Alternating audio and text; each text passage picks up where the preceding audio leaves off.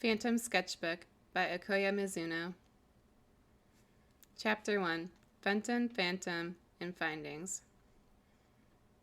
Remember, people, your creative writing assignment is due tomorrow, and since you've known about it for 2 weeks, I expect everyone to have it done.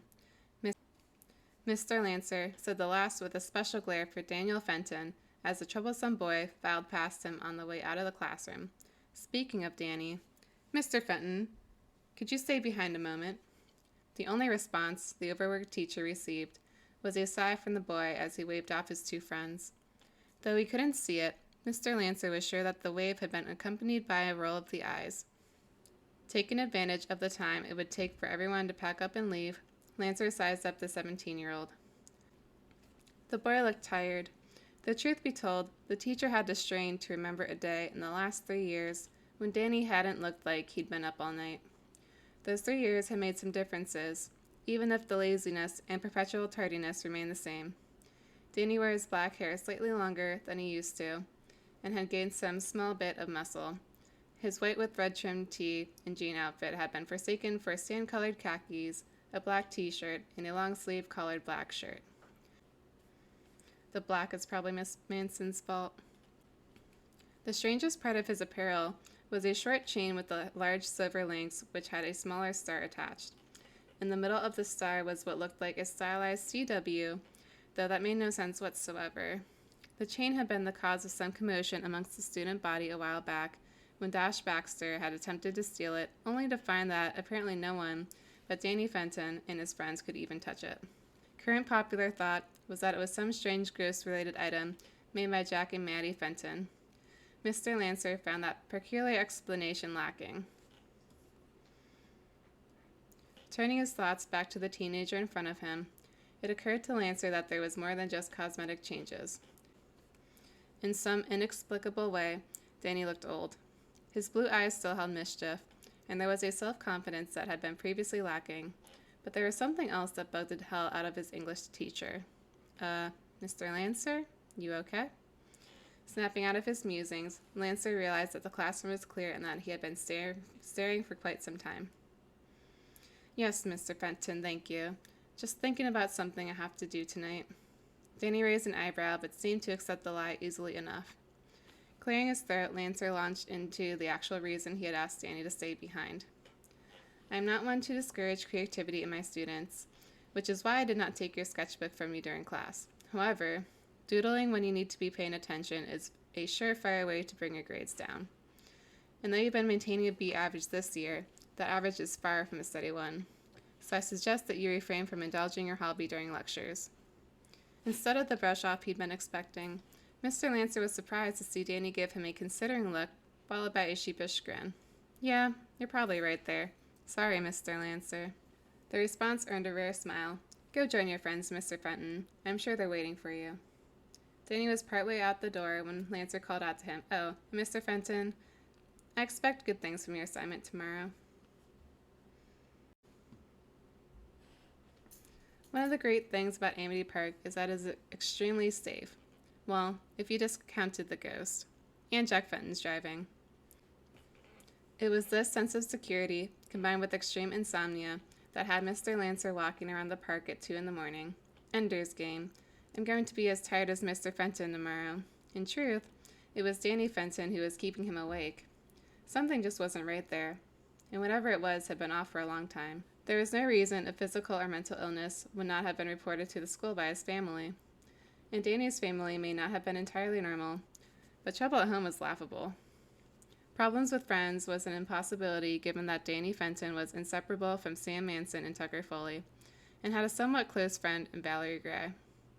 Girl issues was an equally unlikely culprit given the obvious persistence of whatever was wrong, despite the fact that Fenton and Manson were visibly having issues, admitting their feelings towards one another. Bullying? Well, bullying was decidedly a problem for him, but it was one that was improving, while to Lancer's mind, Danny's was getting worse. Whatever it was, Lancer apparently wasn't going to figure it out tonight. Turning to head back home, an unearthly white light in the trees caught his attention. Lancer debated a moment. Investigating strange occurrences in Amity Park was a terminally stupid idea, but he was not in the mood to put up with more mysteries. If it's a ghost, I'll just leave.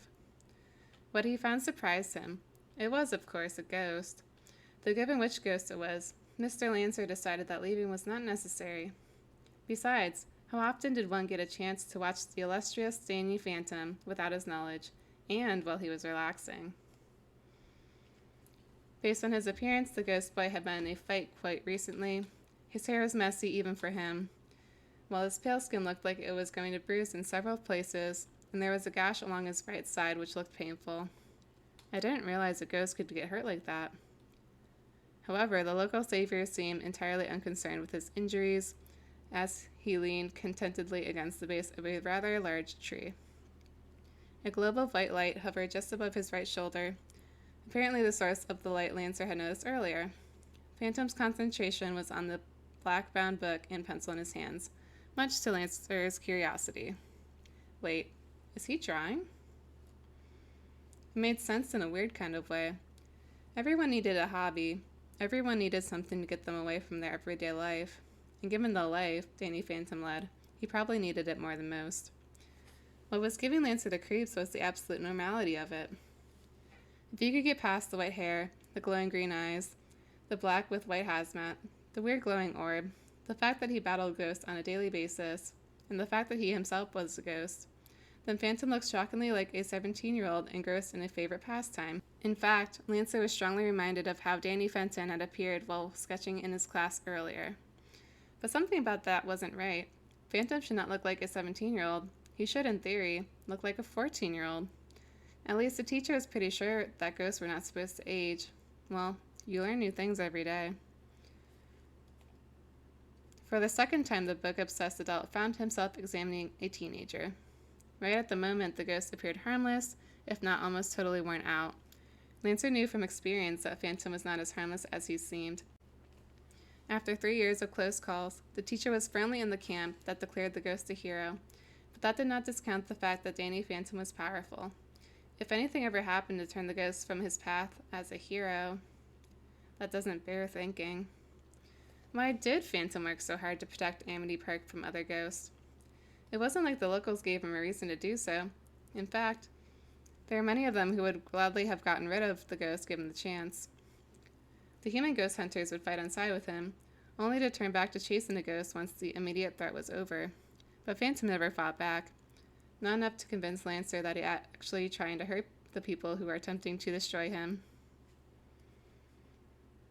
There are so many questions running through Mr. Lancer's head that he was considering just revealing himself and asking the ghost for answers, when a strange blue vapor escaped from Phantom's mouth. Stiffening, the ghost dropped the sketchbook and pencil, grabbing a metal thermos which Lancer had failed to notice. To Mr. Lancer's mind, the attack came out of nowhere. The Phantom was apparently prepared since his head was no longer where the blast hit. "That the best you can do, skulker?" The ghost teen's words came out as cocky and bored, belying the wary posture and serious expression Phantom had now taken on. "Of course not, ghost child. There would be no joy in the hunt if my prey was not given a chance to defend itself in vain." Lancer recognized the newcomer as one of the ghosts who regularly attacked Amity Park. Now is probably a good time to leave. He didn't get the chance. The fight started with a roar and a blast of green ectoplasm from Phantom, causing Skulker to phase through several trees before the two began a ghost version of an aerial dogfight. Mr. Lancer stood shock-still for several moments after the combat had drifted far away enough away that he could no longer see or hear them. It took another 10 minutes before he became convinced that the two ghosts were not coming back anytime soon, and that it was both prudent and safe to return home. He started to do just that when it registered that the orb of white light was still floating in the same spot it had been when Phantom had been sketching. The lethal sense of curiosity that had brought him over in the first place now caused the normally sensible teacher to drift over to examine the glowing ball. It was, to all appearances, a tightly packed ball of light about the same color as Phantom's hair.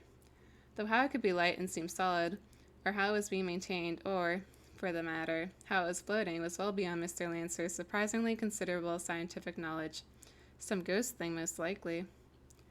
Ignoring the advice in his own mind was screaming out at him, Lancer reached out to touch it, only to jump back in surprise when the orb simply ceased to exist.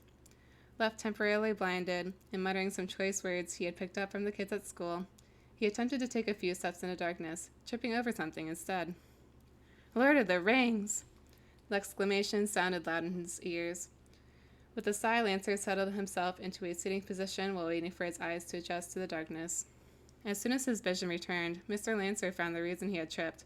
Phantom had forgotten his sketchbook. End of Chapter 1. Fenton, Phantom, and Findings. Thanks so much for watching.